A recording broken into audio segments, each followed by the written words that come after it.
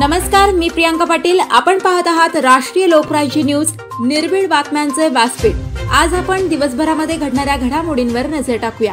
देऊळगाव साखरशा येथे संत गजानन महाराज यांच्या पालखीचे जंगी स्वागत. दिनांक 28/7/2025 ला दुपारी 2 वाजता सर्वप्रथम देऊळगाव साखरशा नगरीत संत गजानन महाराजांच्या पालखीचे आगमन होताच गावाचे प्रथम नागरिक सरपंच श्री संदीप आल्हाट व पोलीस पाटील तसेच तंटामुक्ती अध्यक्ष सुरेश आमले, महाराष्ट्र ग्रामीण पत्रकार संघाचे जिल्हाध्यक्ष श्री प्रमोद बापू देशमुख सोबतच माजी तंटामुक्ती अध्यक्ष BM राठोड व ग्रामपंचायत सदस्य श्री रणजित बापू देशमुख, बाळू वानखेडे यांनी सर्वांनी महाराजांच्या प्रतिमेचे पूजन केले व गजानन महाराजांच्या पुढील विसाव्यासाठी प्रस्थान सुरू झाले. देऊळगाव साखरशा स्टँडवर व महाराजांच्या स्थापित फोटोजवळ श्री प्रमोद बापू देशमुख यांनी व भाग्यलक्ष्मी हार्डवेअरचे मालक अभिजित बापू देशमुख यांच्यातर्फे सेवकांना बिस्किट व चहा देण्यात आला आणि त्यांनी सपत्नीक महाराजांची पूजा अर्चा केली. ठिकठिकाणी भाविकांनी भक्तांना अल्पोपहाराचा आस्वाद दिला. राहुल बापू देशमुख यांनी भक्तांना त्यांच्या पेट्रोल पंपाजवळ केळी वाटप केली. सोबतच जानेफळ पोलीस स्टेशनच्या हद्दीत संत गजानन महाराजांची पालखी असल्यामुळे जानेफळ पोलीस स्टेशनचे कर्तव्यदक्ष ठाणेदार मोरेसाहेब व सर्व स्टाफ सहित चोख बंदोबस्त ठेवण्यात आला होता. नंतर पालखी सोहळा हिवरखेड पोलीस स्टेशन हद्दीत गेल्यावर जानेफळ पोलीस स्टेशनचे ठाणेदार PSI मोरेसाहेब यांनी पालखीचा ताबा हिवरखेड पोलीस स्टेशनचे ठाणेदार यांच्या सुपूर्द करण्यात आला. पालखी देऊळगाव साखरशा नगरीत येताच गावातील नागरिकांनी आणि गावातील महिलांनी स्टँडवर एकच गर्दी केली होती. ठिकठिकाणी स्त्रियांनी पालखी मार्गावर राम राम रांगोळी काढल्या होत्या आणि पुढे पालखी मार्गस्थ झाली.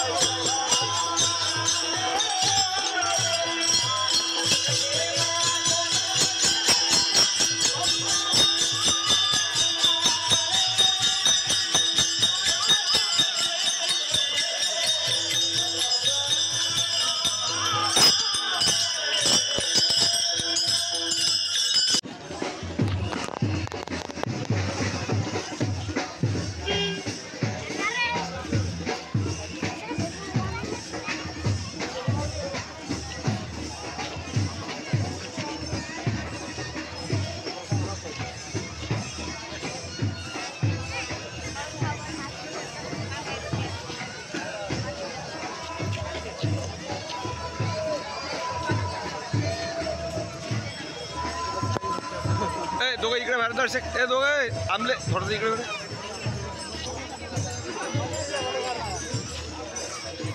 मंत्रीचा नाही रे, पालखीवाल्याचा. मंत्रीचं काय काढून